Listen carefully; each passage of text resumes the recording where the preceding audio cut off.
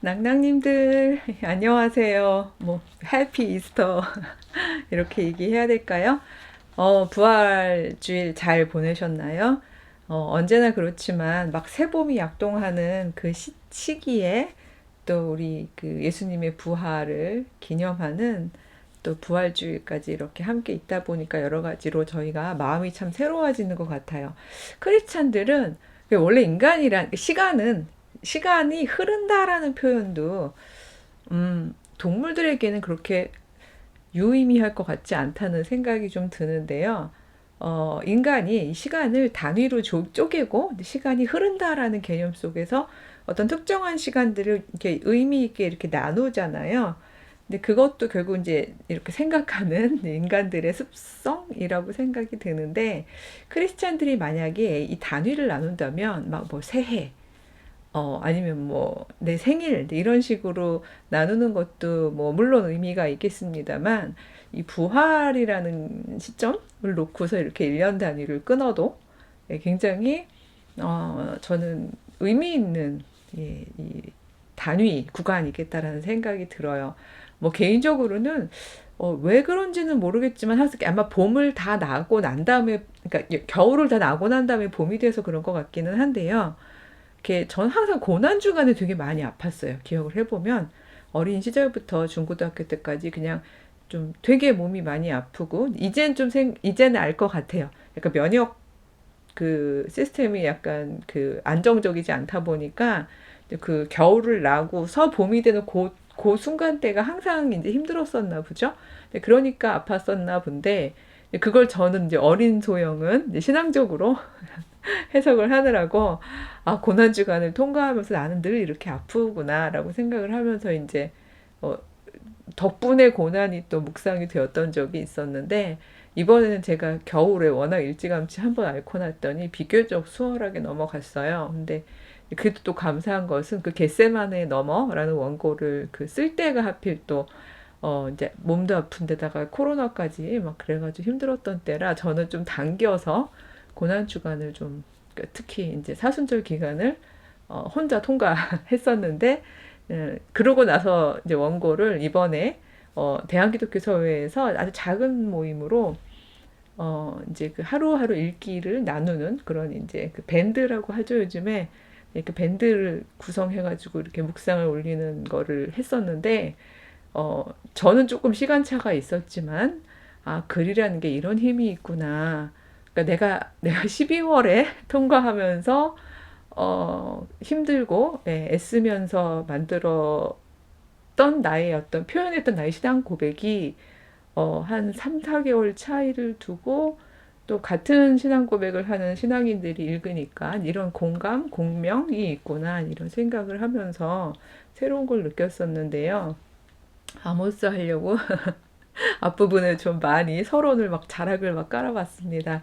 아모스서도, 그러니까 아모스도 글쎄 책을 기록할 때에 물론 완전히 최종본으로 편집된 것은 조금 어쩌면 조금 후대일 수 있겠습니다만, 아모스는 적어도 그 1인칭 그러니까 나라는 말을 사용해서 자신의 이제 이야기들을 자기가 통과했던 하나님으로부터 받았던 메시지와 또 자기가 통과했던 그 모든 시절들의 교훈을 이제 글로 담았던 건데, 글로 써주었기 때문에, 그쵸, 이렇게 어마어마한 시간을, 그리고 또 뭐 그곳과 여긴 또 공간적으로도 굉장히 다르니까요. 어마어마한 공간을 뛰어넘어서 우리에게 공감도 주고 교훈도 줄 수 있구나, 이런 생각이 듭니다. 여기서 찍게 되면 이제부터는 집에서 찍으면 자꾸 이 칠판을 활용하고 싶은 마음이 좀 들더라고요. 그래서 이 아모스의 등장 배경은 지난 시간에 아모스만이 아니라 문서 예언자의 등장 배경이라고 해가지고 제가 조금 이제 하나로 단위를 떼어서 설명을 드렸습니다만, 이 아모스 자체의 배경에 대해서 오늘 조금 설명을 좀 드려보도록 할게요. 지난번에 읽은 거기도 하지만 다시 한번 읽어보겠습니다. 아모스서 1장 1절이죠. 유다 왕 우시아의 시대, 곧 이스라엘 왕 요아스의 아들 여로보암의 시대, 지진 전 2년에 드고와 목자 중 아모스가 이스라엘에 대하여 이상으로 받은 말씀이라. 이제 뭐 요거 하나를 이제 우리 미드러시적 읽기 하는 것처럼 이제 하나씩 하나씩 쪼개 보면서 어, 굉장히 이제 깊은 묵상을 이제 해보려고 하는 건데, 일단 여기 보면 이상으로 받은 말씀이라라고 지금 되어 있잖아요. 그러니까 이 말씀을 그 예언자가 말씀을 이렇게 맞는다, 맡을 예자라고 말씀을 드렸는데, 이렇게 말씀을 맞는 행위죠. 그러니까 이게 제의하고는 굉장히 방향이 다르다는 얘기를 제가 계속 반복적으로 말씀드렸잖아요. 그러니까 제사는 우리가 아래서 위로 이렇게 올리는 거죠. 즉 우리 인간들의 소원과 염원, 종교적인 뭐 갈망 혹은 현실적인 요청 이런 거를 신에게 올리는 게 제사라면, 이 예언자들이 했던 것은 하나님의 말씀을 맡아서 사람들한테 전하는 굉장히 다른 방향성으로 볼 때 굉장히 다른 방향의 것을 수행했던 사람들인데, 그가 이상으로 맡은 말씀을 이제부터 전하겠다라고 이제 오프닝을 하는 거죠. 근데 이 사람의 이름, 이 아모스란 이름이요, 그 아마스라는 게 히브리어로 짐이라는 뜻이래요. 그래서 아모스가 짐을 진 자라는 의미가 있다고 그러는데, 그걸 제가 이번에 이렇게 뜻을 알고 나니까 저 원래 의심 잘하고 질문, 그러니까 이 의심이 막 나쁜 의심보다는 일종의 추론에 가까운 의심인 건데, 어떤 생각이 딱 들었냐면, 음, 실명일까? 막 이런 생각 있잖아요. 왜냐하면 저 같아도 그래요. 제가 아이를 낳아서 아이에게 이름을 줄 때 짐을 진 자라는 이름을 줄까? 라는 생각이 좀 들더라고요. 물론 이 아모스의 훌륭한 행동들 때문에 향후에 오는 많은 이제 유대 기독교적인 가정의 어, 어떤 아들들에게 그 기대를 담아서 뭐 아모스란 이름을 지어줄 수는 있어요. 하지만 이 아모스란 이름이 짐을 진 자라는 의미라면, 그렇다면 아버지 어머니가 아들을 낳아서 너는 앞으로 뭐 글쎄 우리 집안의 짐을 대신 지어라 뭐 이런 의미가 아니라면 이런 이름을 지어주셨을까 생각이 들긴 드는데, 뭐 실명이냐 아니냐 이걸 떠나서 근데 그게 중요한 게 아니고, 적어도 이 사람이 평생 살아가면서 그런 마음은 가졌겠구나, 그런 생각은 들어요. 그러니까 여기서의 짐이란 당연히 무겁죠. 하지만 내가 벗어버릴 수 없는 일종의 책무라는 거를 의미하기도 하기 때문에, 그렇게 보자면 말하자면 첫 예언자로서, 그러니까 말씀드렸지만 그동안에 뭐 선지자의 삶을 살았던 사람들은 많이 있습니다만, 이 번영의 시대에 하나님께 맡은 말씀을 공적으로 전하는 그런 일을 맡은 사람으로서 자신의 이름을 혹시 아모스라고 생각했던 것은 아닐까, 뭐 이런, 저 원래 그 어렸을 때부터 상상력을 막 펼치는 상상력에 박사학위를 달면 권위가 생기나요? 조심해야죠. 예. 어쨌든 그냥 저의 정말 성서학자가 아닌 윤리학자이면서 약간의 얄팍한 성서 지식만 가진 윤리학자의 나름의 추론이었던 거지, 이거를 또 여러분 완전히 그 다큐형으로 생각하셔서 아모스는 필명이었어 막 이렇게 까지 결론을 내려주시지는 좀 않았으면 좋겠습니다. 어쨌든 아모스는 그 1절에 보니까 여로보암 2세와 우시야 시절에 활동했다라고 나오잖아요. 친절하게 이거 다 기원 전입니다. 제가 조그맣게 적다 보니까 못 썼지만, 여로보암 2세가 뭐 대략 790년에서 750년 요 사이에 활동을 했다고 하고요. 그다음에 우시야가 791년, 등극한 시기는 얼추 비슷해도 739년까지. 이제 우시야 아시잖아요. 예, 그 뒤에 물러나서, 예, 그 직접 통치한 건 아니지만 그쵸, 꽤 오랫동안 통치했던 왕이었었죠. 그래서 이 시기라고 하면서 겹치는 시기를 대충 보면 뭐 한 760년 요때쯤이겠구나라고 이제 아실 수가 있을 수 있는데, 거기다가 하나가 더 일종의 힌트가 되는 부분이 바로 여기 보면 그 지진 전 2년에라는 바로 이 부분 때문입니다. 그래서 뭐 고고학자들은 막 이런 거 나오면은 이제 서로 꽂히는 부분이 다른 거죠. 고고학자들은 지진 전 2년, 그러니까 지진 언제 일어났지 막 이런 거에 꽂히는 거니까. 그래서 막 여러 자료를 찾아보았더니 한 760년 경이라고, 예, 이제 학자들이 얘기하더라고요. 그래서 뭐 그거랑 뭐 그 당시 전후에 있었던 여러 가지 이제 역사 자료들과 비교하고 하면서 대략 아모스가 활동했던 시기는 기원전 한 760년에서 755년 사이, 요때 아주 그 인텐시브하게, 그쵸? 한 5년 정도니까요. 짧게 남유다 출신 사람인데 북이스라엘에 가서 활동을 하고, 일단 거기가 자기 거주지가 아니고 거점이 아니니까 오래 이사를 가는 거 아닌 다음에는 오래가 있기는 어렵겠죠. 그러고 이제 학자들의 생각은 내려와서 오히려 이제 지필 자체는 남유다에서 아마 차분히 회고하면서 했을 것이다 라고 이제 이야기를 하는데요. 어쨌든 이 사람의 활동 시기가 만약에 이렇다면 제가 지난 시간에도 말씀드렸지만 이 시기가 굉장히 세력적으로 볼 때는 그 이스라엘이나 남유다나 평화 시기라고 말씀을 드렸죠. 이들이 막 정치를 엄청 잘해서 평화 시기였다라기보다는, 물론 왜 밥상을 차려줘도 못 먹는 상황인 왕들도 물론 있습니다만, 그 외부에서 이스라엘이든 유다든 침공을 안 하고 괴롭히지 않던 그 시절에 하필 두 왕 다 이 내치를 비교적 잘했었고요. 내치 정도만 잘한 게 아니라 여로보암 2세 같은 경우에는요, 그 세력 공백기에 나름 이스라엘의 옛 영토도 많이 다시 탈환을 하고요. 그리고 꽤 넓은 영토를 차지하고 있었어요. 그래서 솔로몬의 영광을 누렸다라고 이야기할 만큼, 이제 평가할 만큼의 그런 영토도 가지고 있었고, 그러다 보니까 아무래도 귀족 계층의 사람들이 좀 더 화려하고 이렇게 풍요로운 삶을 살아갈 수 있었던 그런 시기였던 거죠. 이런 시기에 이제 아모스가 등장을 했는데, 일단 아모스는 누구인가? 요거를 오늘은 좀 살펴보도록 하겠습니다.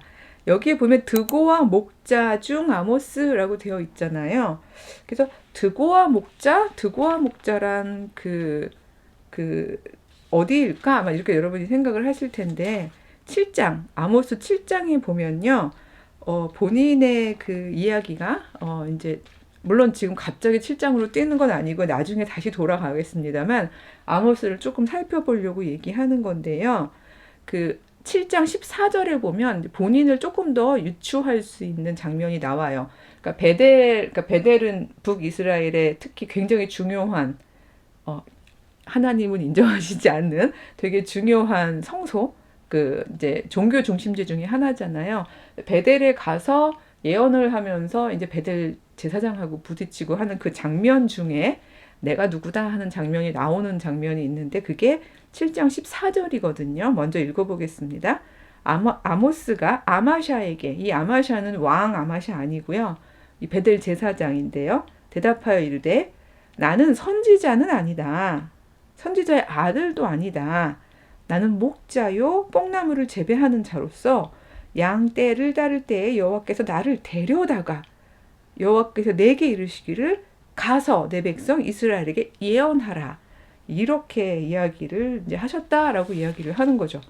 그러니까 사실 이 이야기 자체가, 물론 아모스가 어떤 뉘앙스로 얘기했는지 모르겠지만, 아모스 입장에서는, 그러니까 이렇게 얘기하는, 그러니까 자꾸 저는 제 상황하고 이렇게 겹쳐서 생각을 하게 되는데, 이 얘기할 때 예를 들어서 불려서 이런 힘든 일을 하고 갔는데 가서 사람들도 잘 들어주는 상황도 아닌 거잖아요.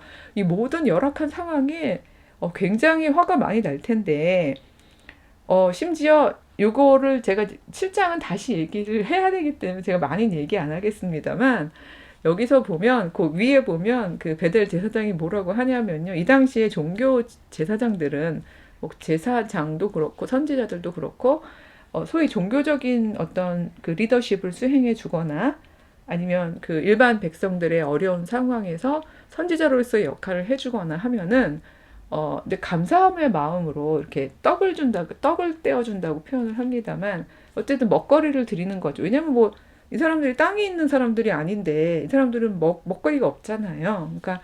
그러니까 사실 이렇게 표현하기 조심스러움, 타락하기 좋아요. 말이 이상한데. 왜냐하면 듣기 좋은 소리를 해주면, 그렇잖아요. 막 어렵고 힘들어가지고 종교적인 어떤 지도자를 한테 이렇게 의지하는 마음으로 붙잡은 건데, 와서 니네 집안 쫄딱 망하겠다, 야. 야, 니네 어떡하지? 뼈도 못 추리겠는데? 막 이런 얘기를 해주면 설마 그 얘기 듣고 누가 아유 감사합니다 그리고 떡을 떼어주겠어요. 그쵸? 그러니까 사실은 물론 위로의 기능을 당연히 해야 되는 게 맞습니다만, 그래도 가서 봤을 때 고쳐져야 된다거나 분명히 하나님의 뜻에 위배되는 어떤 행동이라거나 그런 분명히 얘기를 할 수 있어야 되는데 이제 이렇게 소위 떡을 얻어 먹으려면 말이 이상한데요.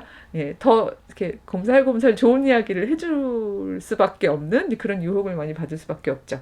그러니까 사실 그랬던 사람들이 많았던 것 같아요. 그 베델 제사장 아마샤조차도 그 위에 나중에 살펴볼 거예요. 위에 보면 야 너는 니네 동네 가서 떡 얻어 먹어. 약간 이런 얘기도 있거든요. 근데 유다 출신인데 왜 여기 위 동네까지 그러니까 왜 그런 말 있잖아요. 왜 나의 그 제가 일본어를 나의 나와바리고 요즘에 그냥 거의 그냥 어떤 상징성을 담고 있기 때문에 쓰는 말입니다만 왜 나의 나와바리에 와서 너 이러는 거야? 약간 이런 의미가 담겨 있는데 여기에 대한 대답으로 아모스가 얘기를 해주는 거죠.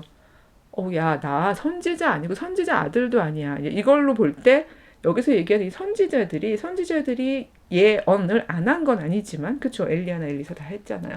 그렇지만 분명히 그들의 집단 무리들 그게 직업인 그쵸 그거 자체가 전업인 그냥 선지자의 삶으로 살아갔던 그 사람들하고 본인을 분리하고 있는 걸 알 수 있으시겠죠.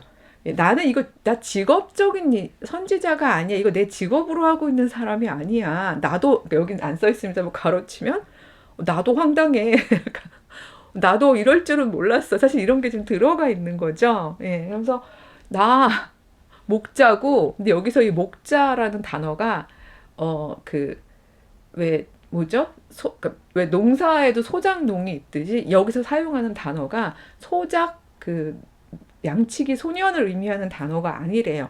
그래서 여기서 양치는 목자라는 이 단어를 유추할 때 그러니까 소유한 사람인 거죠. 그러니까 여기서 얘기하는 거는 그러니까 왜 농사를 짓는 것도 농사를 자기 땅에서 짓는 사람과 소작농이 있는 것처럼 여기서 사용한 단어가 어떤 어쨌든 고용되어 가지고 목동 노릇을 하는 사람이 아니라 나 양떼 목장 있는 사람이야. 이런 의미일 수도 있는 거. 나 뽕나무에서 노예도 키워.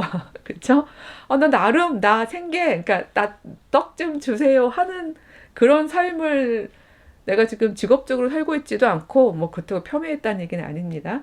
그리고 나 그냥 내 생계 자체에 아무런 문제가 없는 사람이야. 나 그냥 이렇게 살던 사람인데 갑자기 하나님께서 나를 그냥 이렇게 쑥 너 가서 이거 하라고 얘기를 하신 거고 심지어 컨텐츠도 그렇게 행복한 이야기들이 아니야. 나도 황당해. 지금 이런 얘기를 하고 있는 거잖아요. 근데 그럼 컨텐츠가 무엇인가? 이제 차근차근 살펴보겠습니다만 1장 2절에 보면 아예 요약적으로 나옵니다. 그가 이르되 여호와께서 시온에서부터 부르짖으며 예루살렘에서부터 소리를 내시리니 목자의 초장이 마르고 갈멜산 꼭대기가 마르리로다. 이렇게 되어 있죠.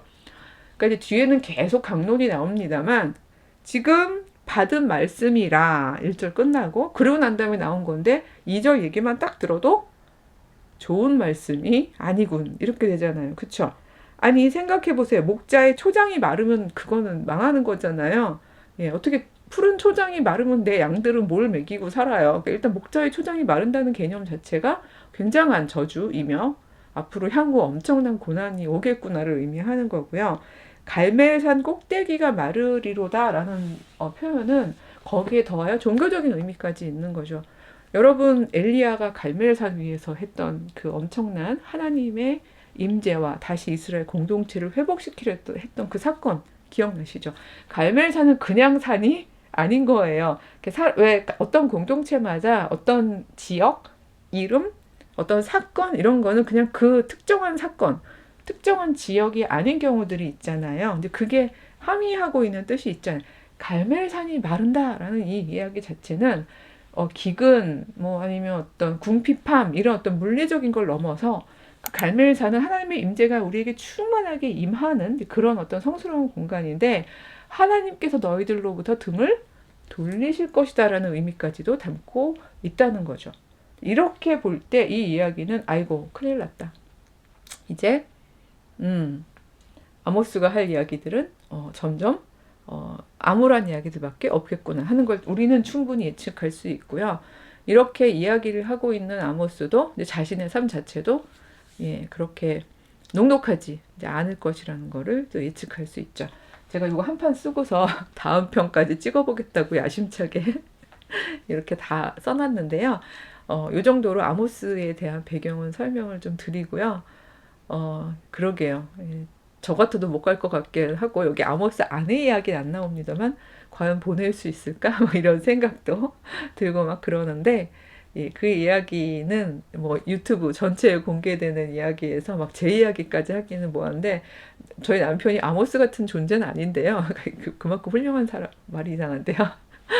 예, 그렇지만 그 되게 그 뜬금없는 그 하나님의 말씀을 잘 받아요. 이 얘기 궁금하시면 다음 주에 오프닝 때 그 이야기 하면서 이 뒷이야기 이어서 해보도록 하겠습니다. 그럼 다음 시간에 만날게요. 안녕.